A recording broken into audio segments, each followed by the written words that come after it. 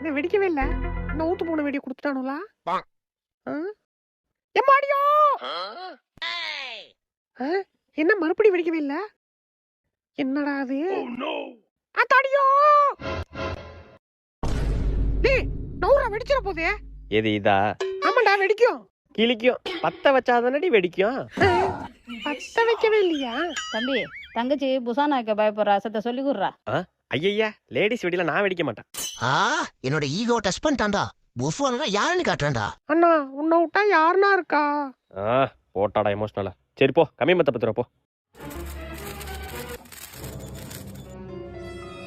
இப்படி வச்சதுக்கு அப்புறம் புஷ்னு சவுண்ட் வரும், அவ்வளவுதான்.